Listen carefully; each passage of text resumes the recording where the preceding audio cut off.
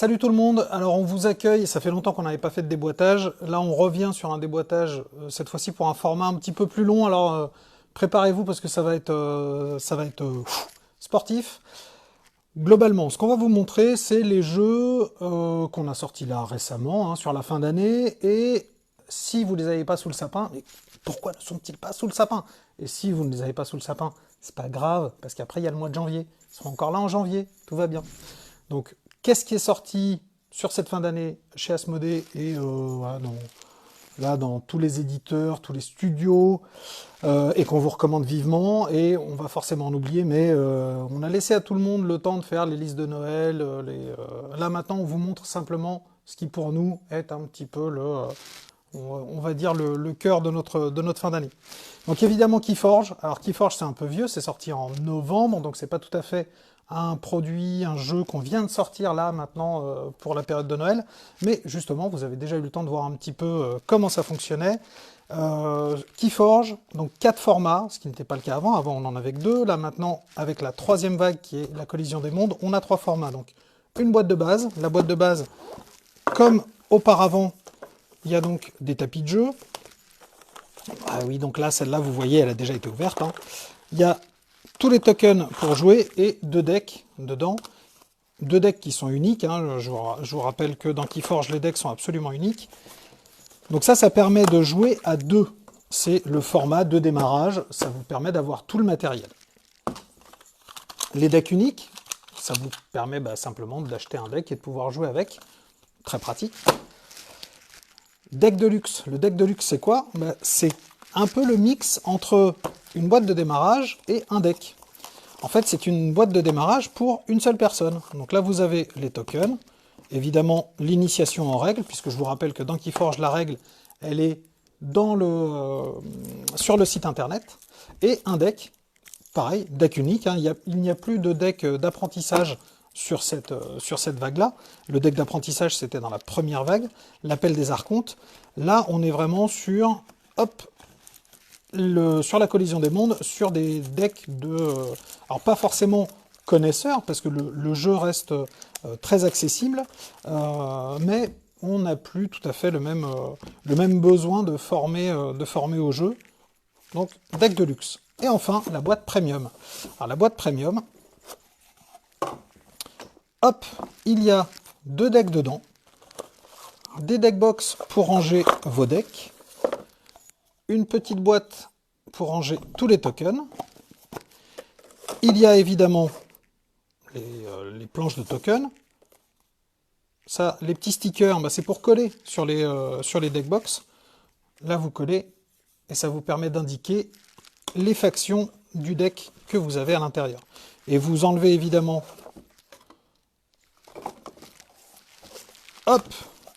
tout ça, alors évidemment ça va pas marcher, et vous voilà avec une très belle boîte de rangement.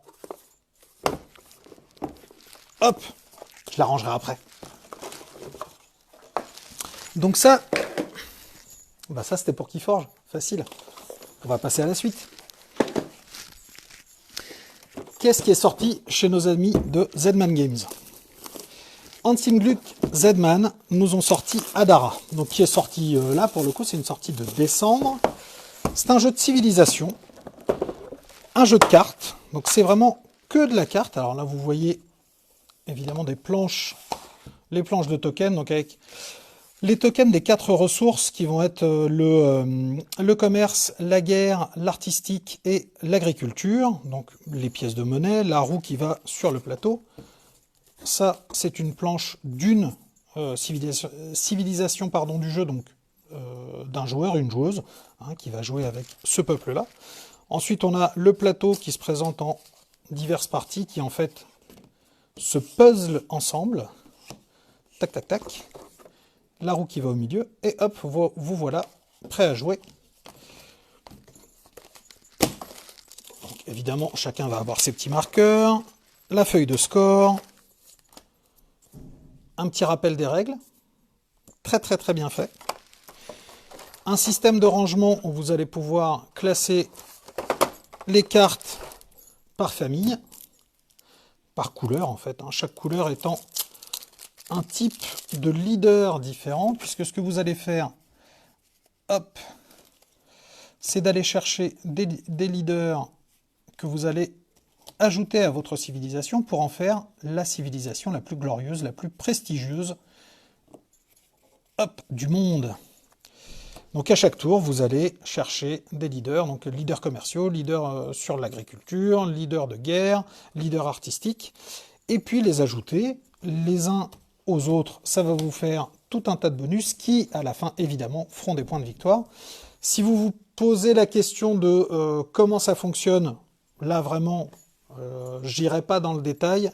Je vous invite à aller sur Trick Track, on a fait une vidéo. Je vous invite à aller voir tous nos camarades de la presse, Ludovox, tous les Pixel Adventure. Il y en a beaucoup qui ont traité d'Adara, donc vous pourrez voir si le jeu correspond à ce que vous aimez.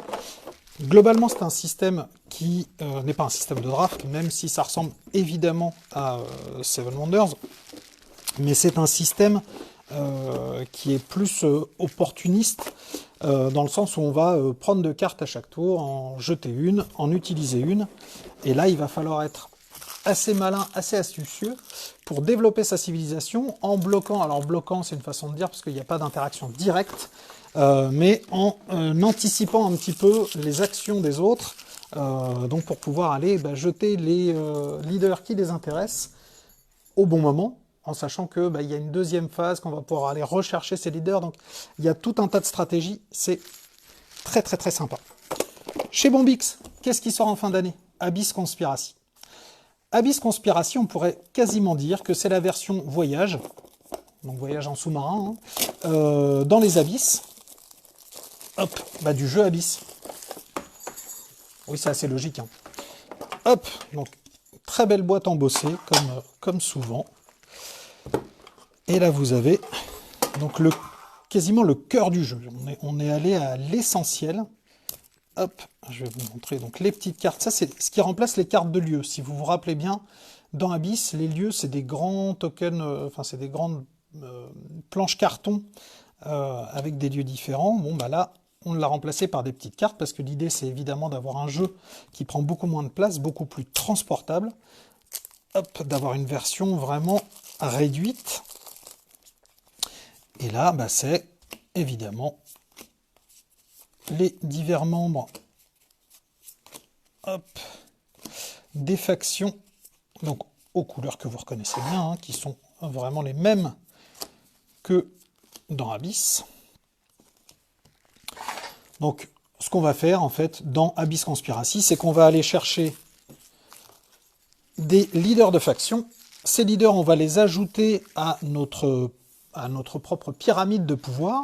Et donc on va réellement construire une pyramide, alors pyramide inversée, qui va nous permettre en fin de partie de évidemment marquer un maximum de scores avec les leaders eux-mêmes qui vont vous rapporter les scores qui sont indiqués ici, les clés qui vont vous permettre de débloquer des lieux, certains effets qui vont vous permettre d'échanger des leaders entre les leaders disponibles et vos leaders, ou des leaders à l'intérieur de votre pyramide pour évidemment scorer plus de points en fonction des leaders qui sont proches, adjacents les uns aux autres, parce que évidemment ça a des effets sur la partie. Enfin, des leaders qui vous rapportent des perles, et oui, parce que comme dans le jeu de base, les perles, c'est la monnaie d'Abyss, et celui qui sera le plus riche à la fin de la partie, donc qui a le plus de perles, sera le maître des perles, et il aura évidemment des points de victoire associés à son statut. C'est un jeu qui est sorti en décembre, donc vous allez le retrouver chez tous vos ludicaires, chez vos boutiques préférées. N'hésitez pas à l'essayer parce que c'est vraiment très rapide, ça se joue super bien. De toute façon, tous les jeux que je vous montre là aujourd'hui se jouent super bien et il faut absolument les essayer. Si vous aviez un doute, demandez à Asmodée. Hop, Conspiracy chez Bombix. Chez Sandcastle Game, Res Arcana. Res Arcana, c'est un jeu qui est sorti déjà depuis un moment. Vous allez me dire, dis donc, c'est pas de la nouveauté Res Arcana? Non, c'est vrai. Par contre, on vient de sortir son extension Lux Tenebrae, enfin Lux et Tenebrae. En bon latin, je crois que ça se dit Lux. Mais je ne suis pas un très bon latiniste. Je crois que ma prof de français s'en mord encore les doigts. Hop, qu'est-ce que ça permet, cette nouvelle extension, enfin cette première extension pour Res Arcana? En fait, ça ajoute un 5e joueur. Donc dans Res Arcana, vous jouez des magiciens. Donc je vais vous montrer. Hop. Vous jouez des magiciens, c'est un jeu de combo qui va vous permettre, en fait, si vous fabriquez le bon moteur à points, d'aller chercher des ressources qui vont évidemment vous permettre de scorer un maximum de points. Hein. Généralement, quand même, on est vainqueur parce qu'on score des points. Donc il y a tout un paquet de cartes. Je ne vais pas l'ouvrir celui-là parce que je sens que je vais y passer un moment. Vous savez bien, j'ai ma malédiction de l'ouverture du paquet de cartes. C'est un jeu extrêmement efficace. Bah, c'est du Tom Lehmann, donc évidemment pour les amateurs, ceux qui ont aimé Race for the Galaxy, on n'est pas du tout dans le même système, mais on retrouve cette manière de penser des combinaisons qui est toujours là. Donc c'est vraiment un jeu très très riche avec un système de cartes qui est assez réduit, donc c'est extrêmement malin. Nous on aime beaucoup hein, évidemment. Je vous le disais, l'extension, elle vient de sortir. Si vous aimez Res Arcana, il faut absolument essayer l'extension. Si vous n'avez pas encore essayé Res Arcana, il faut essayer Res Arcana, parce que derrière, vous pourrez essayer l'extension. Logique. Donc, hop.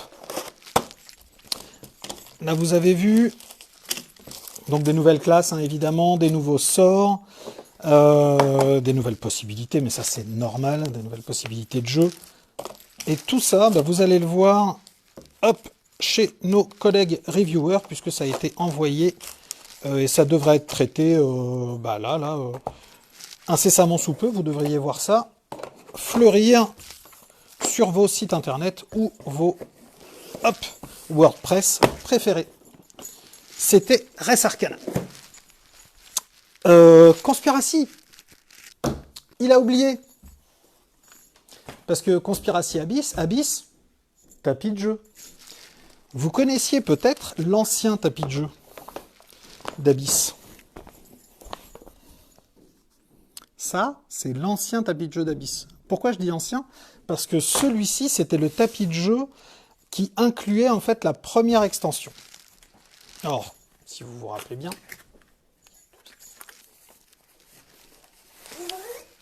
Et là, il y a un nouveau tapis.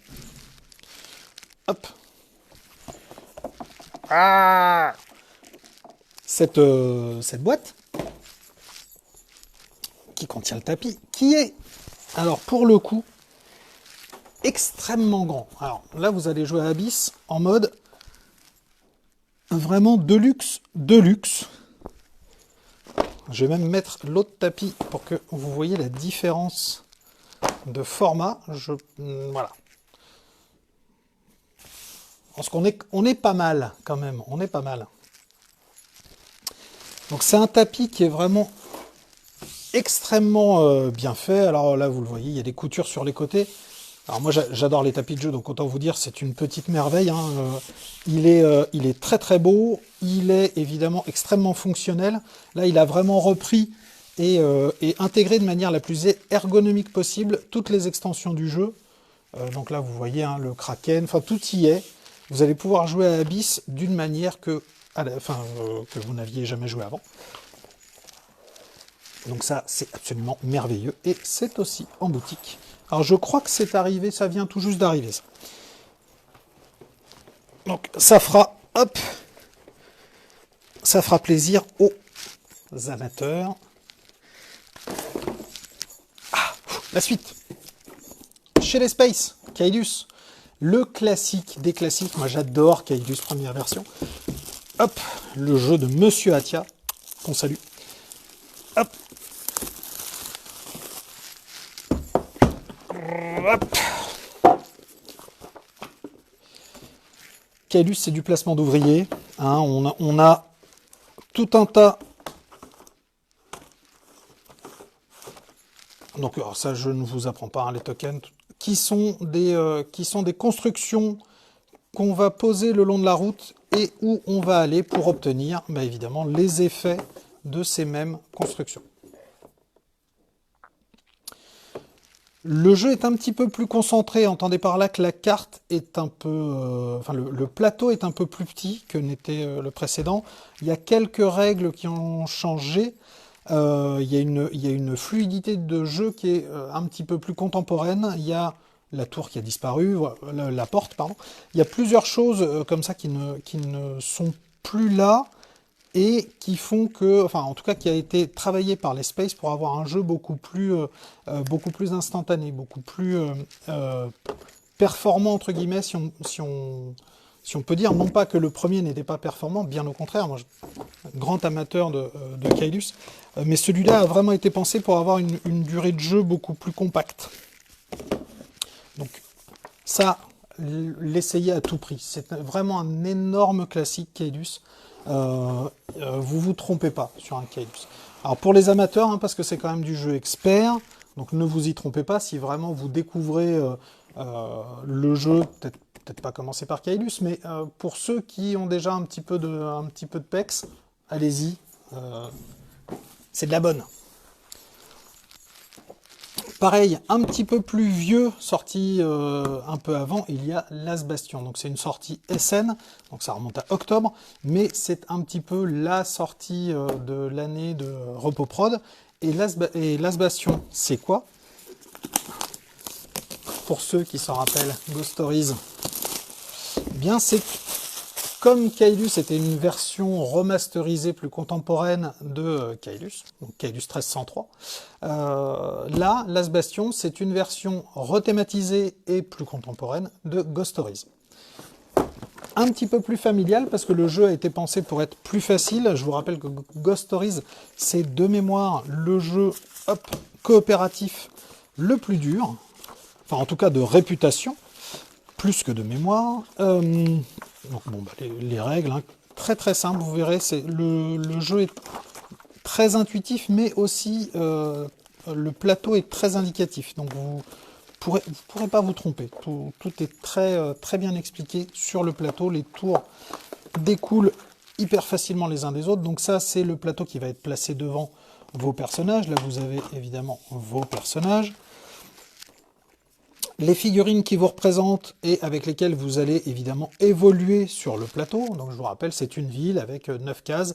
Vos personnages vont se déplacer de case en case et utiliser les pouvoirs du lieu où ils arrivent pour essayer de défendre la ville, donc le dernier bastion, contre les hordes de morts-vivants, de démons qui attaquent. Donc des dés, hein, toujours, ça n'a pas changé comme dans Ghost Stories, c'est resté.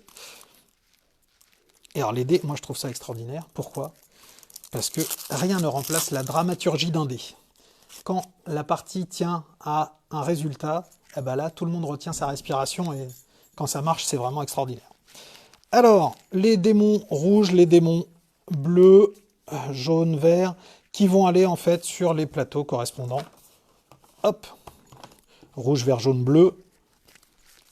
Quand les démons vont arriver, évidemment, ils vont se placer. Donc en face d'un des personnages. Si jamais on dépasse qu'il y a trop de démons sur un personnage donné, enfin face à un personnage donné, et bien là ça va avoir des conséquences terribles, un peu comme Pandémie avec les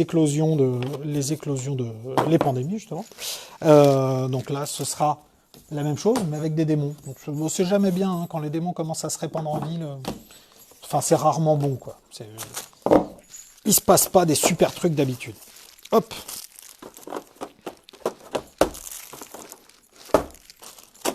Un bon thermoformage comme toujours, ça marche bien. Les tuiles, les règles. Ça, sous le sapin. Mais oui, sous le sapin. Mais voyons. Hop. Retour chez les Space. Le nouveau système de Time Stories.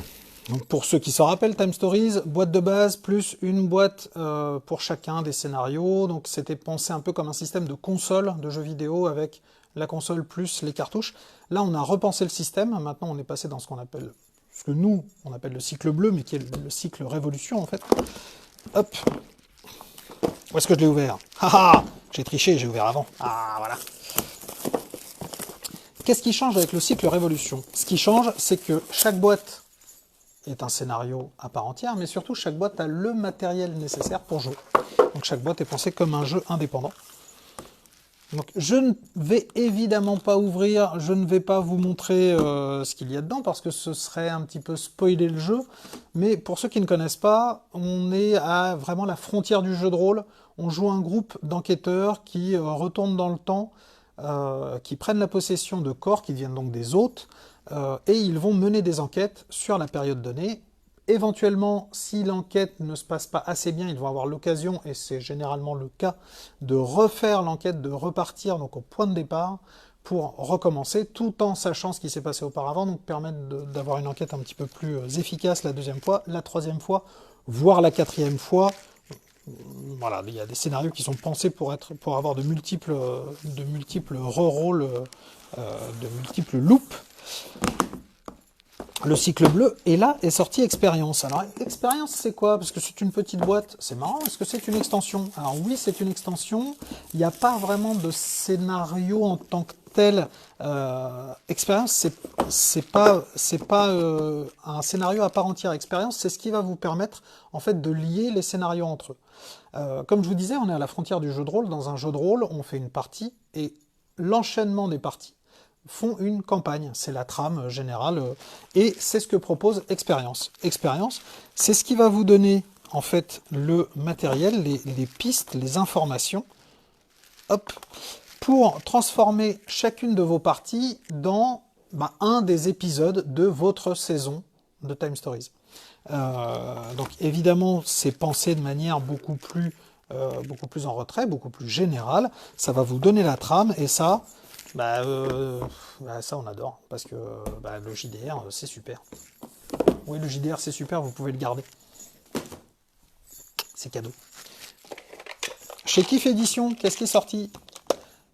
Foufoufou. Alors c'est plus vieux Foufoufou. Mais comme c'était la dernière actu de Kiff Édition, on s'est dit on va vous la montrer quand même, parce que c'est quand même un petit peu rigolo. Ce jeu, c'est un jeu de gages. On va avoir devant soi divers gages, alors devant soi ou au centre, en fonction.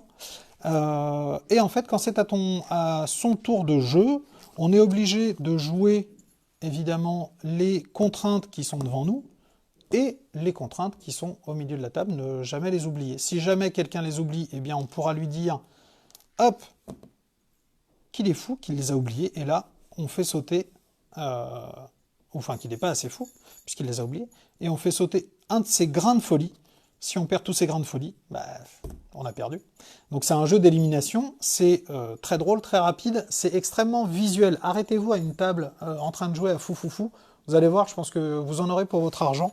Vous avez vu 3 exemples, je vous les montre pas tous parce que c'est quand même extrêmement rigolo.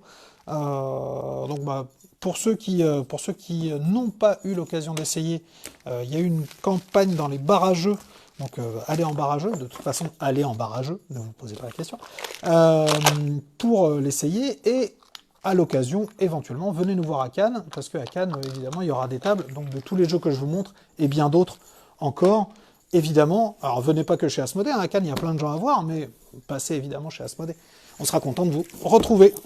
Qu'est-ce qui est sorti chez Cool Mini? Chez Cool Mini, c'est God of War. God of War, ça me dit quelque chose. Oui, pour les amateurs, hop, de consoles de jeux vidéo, il y a God of War.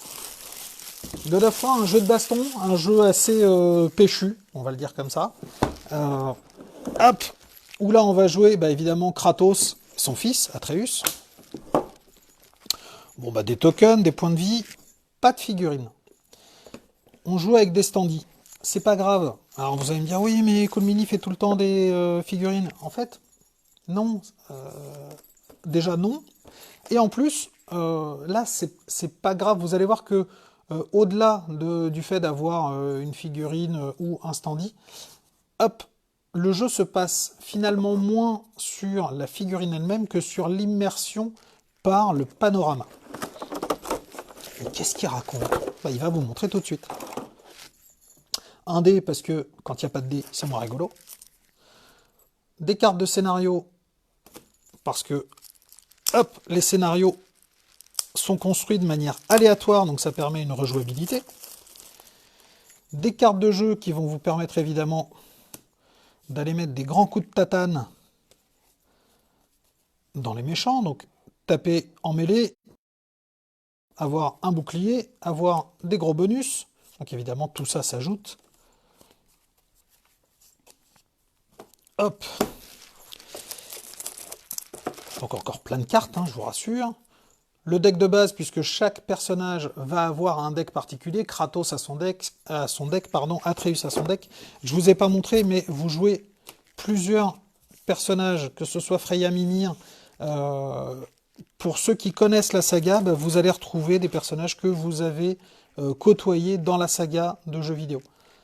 Là, c'est des cartes de statut, évidemment, si on est étourdi, si on est enragé. Bon. Les decks de base, je vous le disais.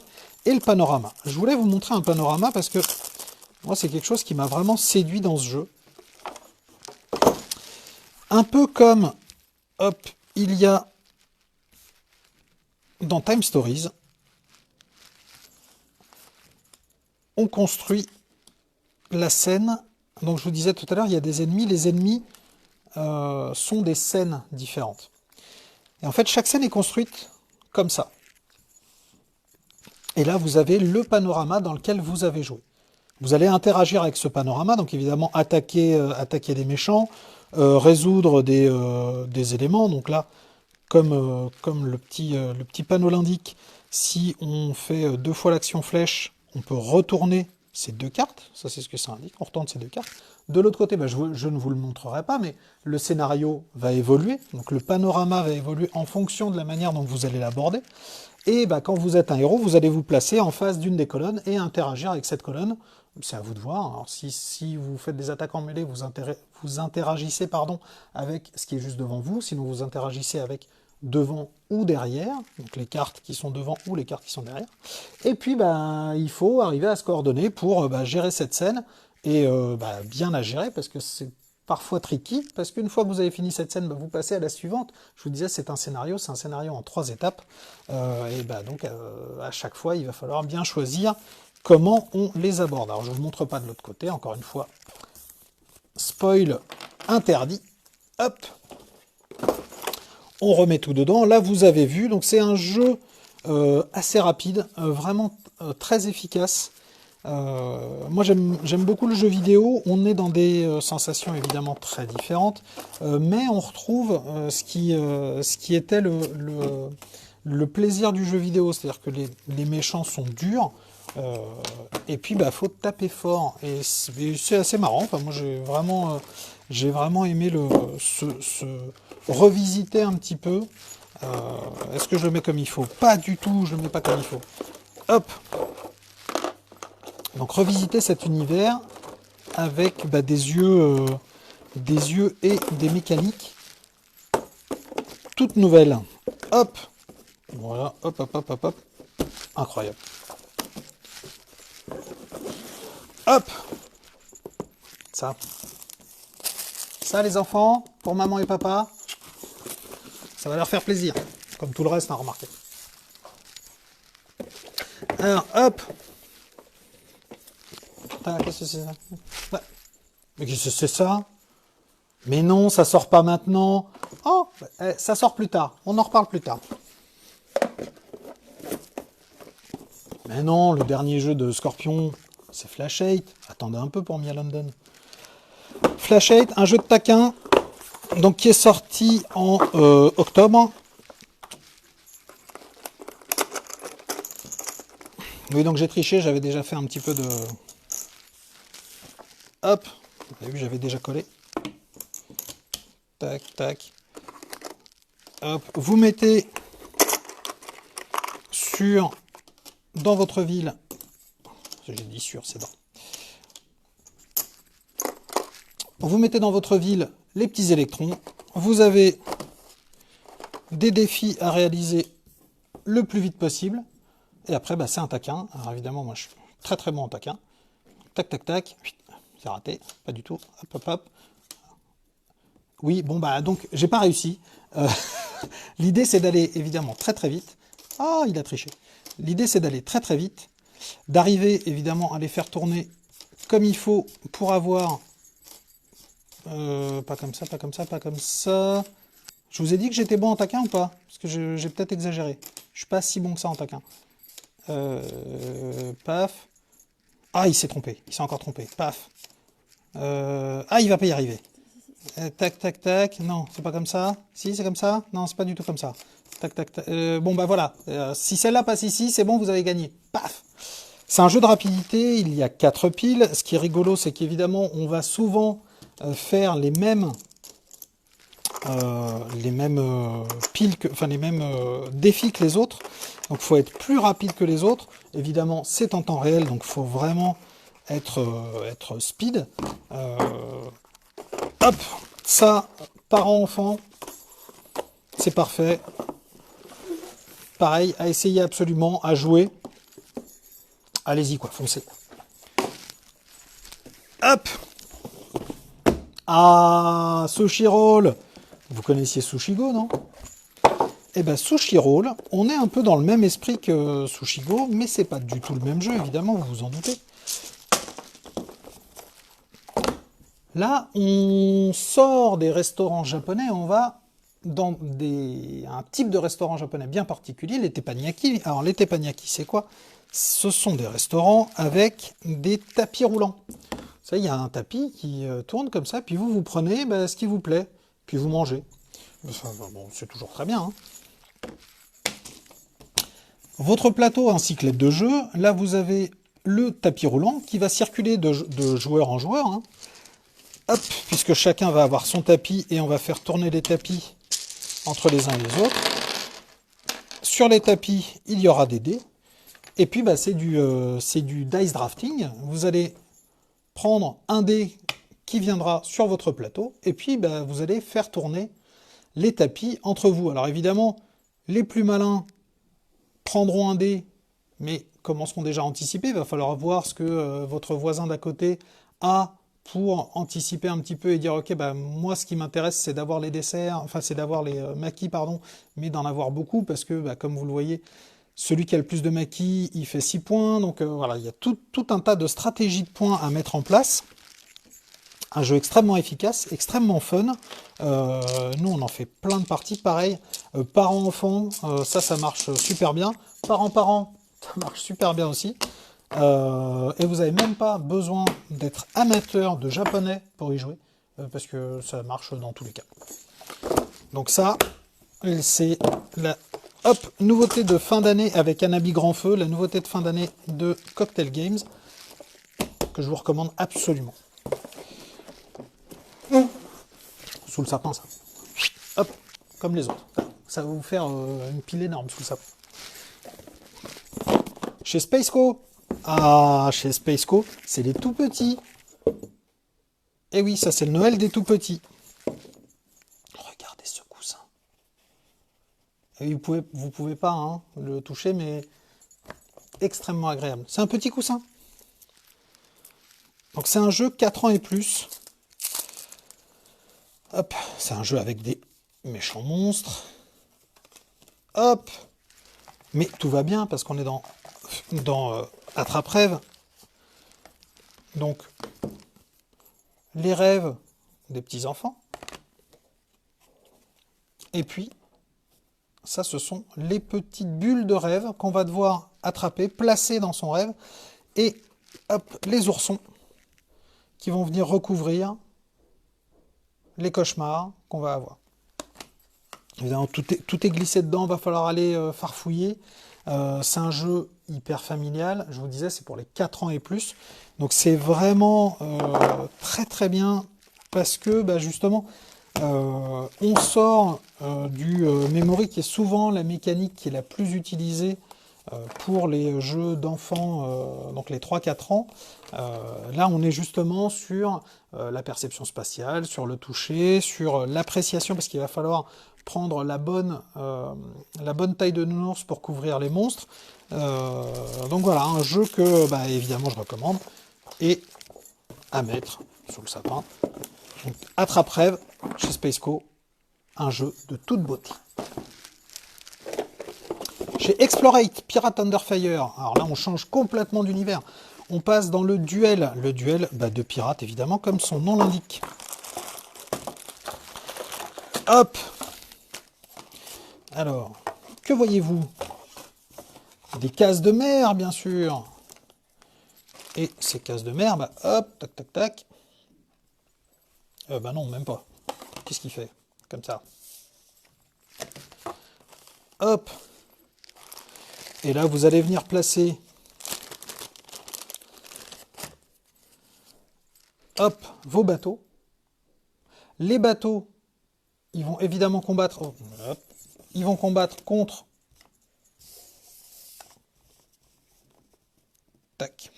Je vous le mets dans le sens que vous voulez. Hein. C'est vous qui choisissez.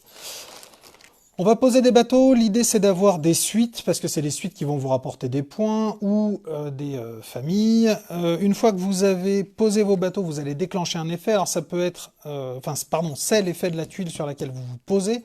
Attention, ah, puis en plus je vous l'ai mal mis là, oh là, chut, regardez pas, je vous l'ai mis de travers, c'est vouloir aller vite.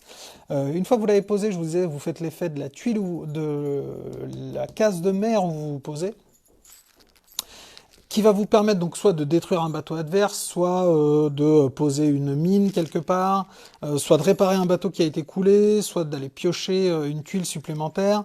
C'est un jeu, donc je vous disais un duel, c'est un duel de pirates, mais alors attention, pour ceux qui adorent détruire les bateaux des autres, c'est pas ça qui vous rapporte des points, donc méfiez-vous.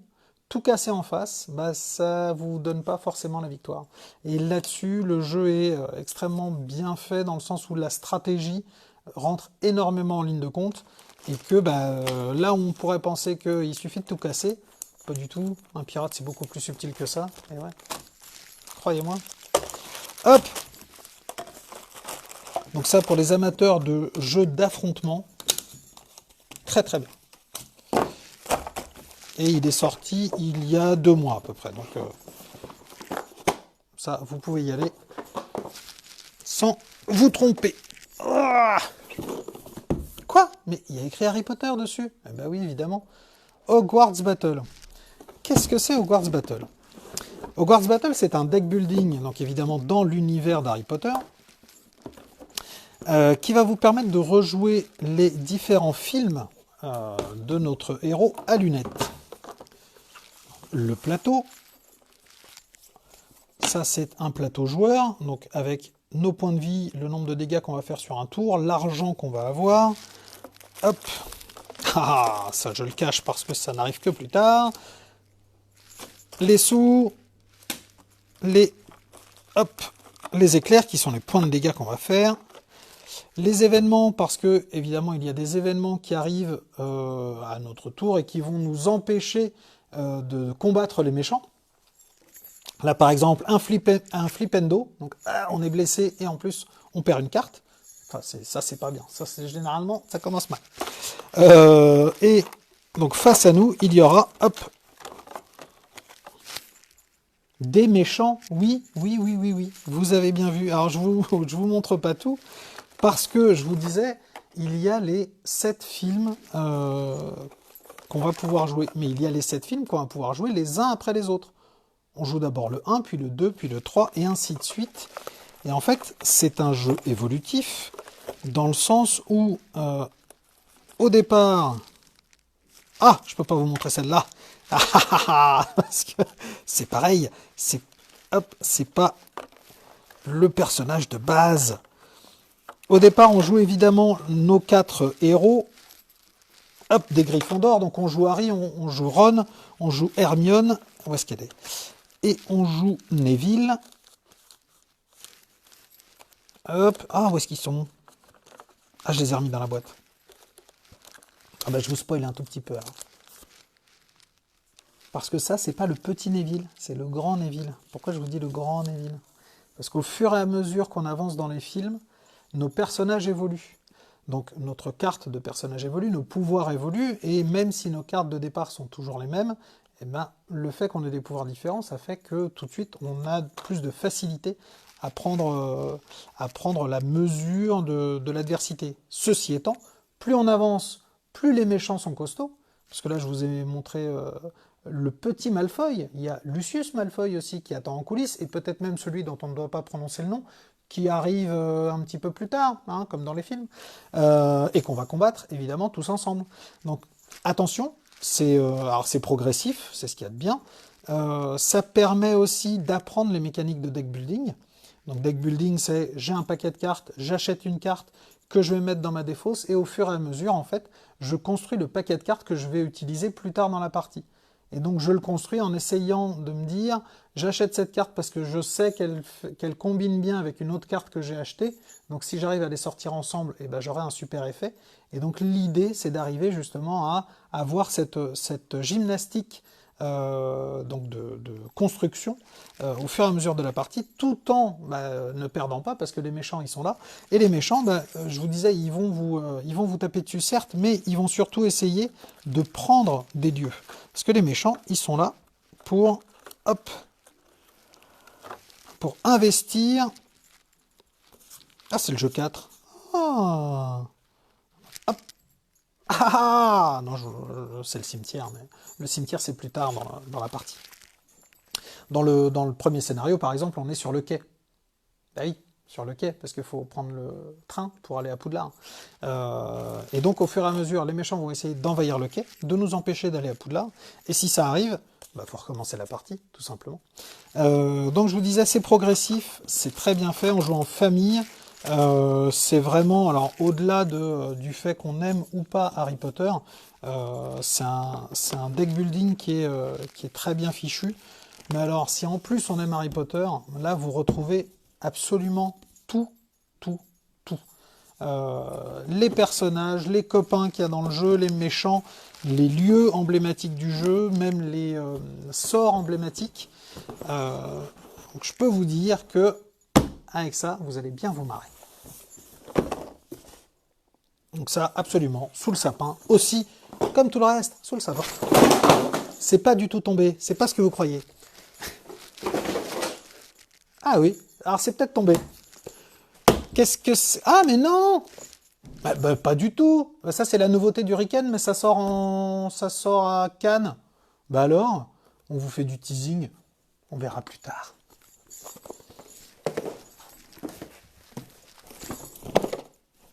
Marvel Champions, qu'est-ce que c'est? C'est le dernier JCE de FFG. JCE, qu'est-ce que c'est? C'est un jeu de cartes évolutif.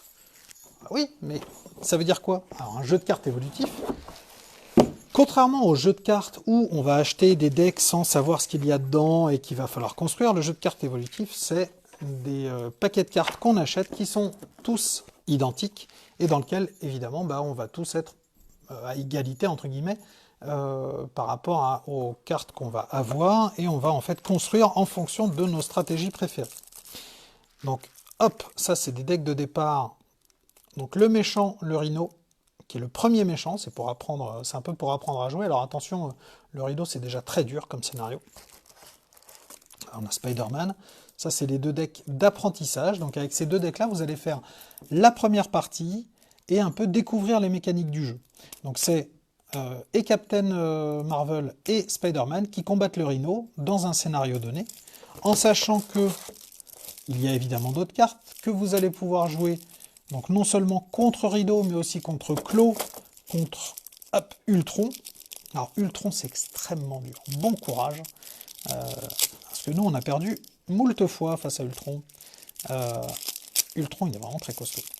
Le Rhino il est dur, mais bon, ça va. Claw c'est dur, allez on va peut-être y arriver à un moment. Hop, voilà Claw, l'affreux Claw. Mais Ultron il est horrible. Donc, hop, que je vous montre quelques cartes de héros. Ce qui est très intéressant dans Marvel Champions, c'est qu'on retrouve vraiment tout ce qui est l'âme un peu des comics. C'est-à-dire que là, vous voyez Miss Hulk, mais vous voyez aussi son alter ego, Jennifer Walters, puisque Miss Hulk, dans le civil, est avocate. Alors, dans le cas de Miss Hulk, on la reconnaît. Hein, il y a divers petits indicateurs qui font que c'est compliqué de se tromper. Hein, elle fait 2,10 m, elle est verte. Bon, forcément, c'est assez rare. On ne se trompe pas, mais un Peter Parker, par exemple, est moins connu en tant qu'araignée ou Peter Parker. Donc là, cette mécanique de jeu-là qui fait que de temps en temps, on est au combat contre le méchant, puis de temps en temps, on est obligé de se retirer du combat, mais on va récupérer des points de vie, on va refaire sa main, on va se donner le temps, en fait, de revenir plus fort le tour d'après. Sauf que si on se donne le temps, bah, on laisse aussi le temps au méchant. Donc attention parce que chaque fois qu'on fait ça, bah, le méchant va grimper encore plus vite dans son complot et va aller encore plus loin dans les machinations qu'il prépare. Donc évidemment, c'est un timing à avoir avec ses petits camarades. Vraiment arriver à jouer tous de manière extrêmement coordonnée. Je vous parlais de deck building aussi puisque c'est des constructions de paquets, c'est-à-dire que le paquet d'un héros, il est fait avec ces cartes de personnages, donc Missulk qui a un certain nombre de cartes, une quinzaine de cartes qui sont des cartes Missulk, qui sont vraiment Missulk. Après on va ajouter des cartes standards, on va ajouter des cartes d'une valeur de combat, donc ça va être l'agressivité, ça va être le commandement, la justice, qui font que notre paquet va avoir une orientation mécanique un peu différente, c'est-à-dire qu'on va plutôt avoir un paquet qui va être très offensif, donc on va combattre le rhino, un paquet qui va être un petit peu plus contrôle, donc on va essayer d'empêcher la machination que met en place de Rhino, alors le Rhino, parce que je vous parle du premier scénario, mais n'importe quel méchant, évidemment.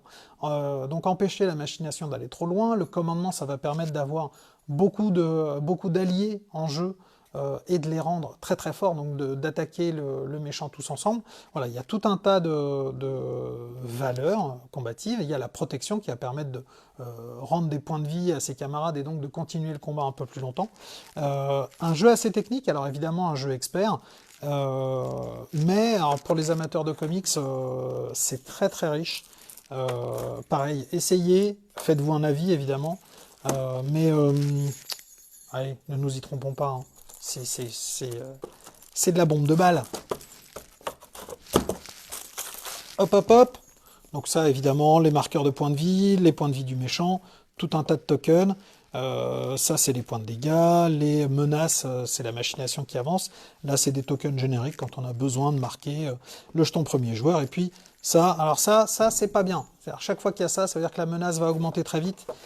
Et quand la menace augmente vite, c'est pas bon. C'est rarement bon. Donc Marvel Champions, hop, un cadeau de plus. Et maintenant, on va passer au jeu le plus lourd. Le plus lourd de tout le... il est sans doute plus lourd que tous les autres réunis. Et quand je dis lourd, je parle de... je parle de poids de boîte. Donc Gloomhaven, c'est quoi? Bah, c'est la grosse sortie de fin d'année. C'est Cephalofair Games qui nous a proposé cette petite merveille. Va-t-il arriver à l'ouvrir? Oui, il a réussi. Oh. Alors ça c'est énorme, on va pas se cacher, là on est, on est vraiment pas du tout sur du jeu d'apprentissage, d'accord? Donc attention les enfants, si vous voulez l'offrir à vos parents, prévoyez un petit chariot à roulettes pour l'emmener de la boutique à chez vous, parce que sinon vous allez vous faire mal, c'est beaucoup trop lourd. Ça pèse 9 kilos, c'est énorme. Hop, alors ce jeu, c'est le jeu d'aventure qui a un peu défrayé toutes les statistiques. Ça fait plusieurs années qu'il est numéro 1 sur le listing BGG, qu'il est meilleur jeu. Il est déclaré par beaucoup être le meilleur jeu de tous les temps. Et là, ce que vous voyez, ce que je vous montre là, ce sont des scénarios. Chaque scénario, c'est une mise en place différente. Et je vais vous montrer la dinguerie. Il y a 95 scénarios. 95. Alors évidemment, vous n'allez pas jouer 95 scénarios quand vous allez faire la campagne, puisque c'est un jeu de campagne. Je vous disais, c'est un jeu d'aventure, donc vous allez jouer les aventures les unes après les autres. C'est un jeu à ramification, donc chaque scénario va conduire à un autre scénario. On aura parfois des embranchements, on ira d'un côté ou de l'autre, et évidemment des scénarios qu'on ne fera pas. Là, ce que vous voyez, c'est la map de base. La map n'a quasiment rien, aucune indication. Donc là, c'est Havre Nuit, hein, c'est la ville un petit peu où on joue, qui est juste ici. Donc Donc là, c'est le détail de la ville. Et là, c'est autour d'Avrenuy. C'est un peu la campagne environnante. Et dans cette campagne environnante, en fait, on va, au fur et à mesure de la partie, coller des stickers. Ces stickers vont en fait venir habiller cette carte. Pourquoi? Parce qu'au fur et à mesure du jeu, on va explorer le monde. Comme on explore le monde, ben, on commence à savoir où se trouvent les divers points, on va dire, points d'intérêt, comme diraient les applications téléphoniques. Et ça va vous permettre de savoir bah, où est la caverne du dragon, où est le marais de la mort. Il y a aussi évidemment des marqueurs. Ces marqueurs vont venir tout en haut du plateau parce que c'est des exploits que vous avez réalisés qui vont venir évidemment ajouter du fluff, qui vont venir ajouter de l'histoire. Là, ce que vous voyez, c'est les planches de tokens. Pour vous donner une idée, quand on a reçu la boîte et qu'on a fait notre première partie, on a passé 2 heures juste à tout mettre en place, dépuncher, mettre dans les boîtes. C'est bien, il faut le prévoir. Et là, vous avez tout un ensemble de boîtes qui sont des personnages. Dans les boîtes, vous avez tout. C'est-à-dire qu'un personnage vient avec un deck de cartes donc qui lui sont personnelles, que vous allez construire au fur et à mesure, mais qui sont des cartes qui correspondent à ce personnage, évidemment, parce que quand on est un voleur, on est plutôt rapide, furtif. Quand on est un guerrier, bah, on est plutôt combatif et un peu moins furtif que le voleur, bizarrement. Donc ça, c'est des paquets que vous allez garder tout au long de la partie, que vous allez amender, vous allez changer, vous allez ajouter des cartes, vous allez en enlever, et vous conserverez tout dans votre boîte.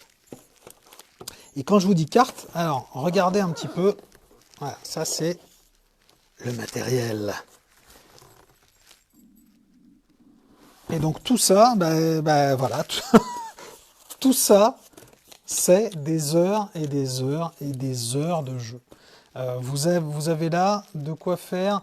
Alors la partie, c'est entre 45 à 120 minutes par scénario. Comme je vous disais, il y a 95 scénarios, mais globalement, si vous faites toute la campagne, vous allez faire une quarantaine, une cinquantaine de scénarios à peu près, ce qui est déjà énormissime. Donc, mine de rien, vous avez déjà couvert une bonne partie du monde. Si on fait une moyenne à 1 heure, une cinquantaine de scénarios, 50 heures, avec des scénarios que peut-être vous aurez l'occasion de refaire. Enfin, je ne vous en dis pas plus. Donc un jeu extrêmement riche, extrêmement conséquent. C'est voilà, c'est le Massive Game de la fin d'année. Il est sorti là il y a 15 jours, donc celui-là, comme tous les autres, hein, vous allez tout pouvoir retrouver en boutique, tout est déjà en magasin.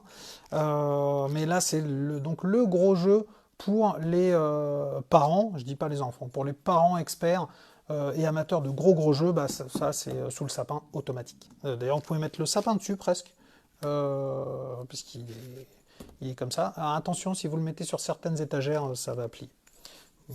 Voilà, hein, vous savez où le mettre. Vous avez eu un espèce de passage en revue un petit peu rapide. Alors désolé si je suis allé trop vite par moment, pas assez vite à d'autres. Voilà, vous aurez l'occasion de voir donc chez tous nos camarades presse, blog, influenceurs, ces divers jeux. Si vous voulez en savoir plus, Trick Track, Ludovox, tous nos camarades, allez-y, cherchez, il y en a plein, des unifications, Pixel Adventurer, tous, Paradoxe Temporel, il y en a plein, allez-y, ils font tous du très bon travail et vous allez du coup pouvoir vous faire une idée sur les jeux et savoir est-ce que j'en prends, est-ce que c'est pour moi, pas pour moi, j'y vais pas. Là, il y a de quoi faire, c'est un très gros Noël, donc allez-y. Voyez, jouez, profitez de Noël, jouez, hein, important. Et puis on se reparle l'année prochaine avec des nouveaux déboîtages. Je ne sais pas par quoi on commencera l'année encore. On verra. Il y a beaucoup de choses qui arrivent, donc je vous montrerai ça dès le début de l'année. À bientôt.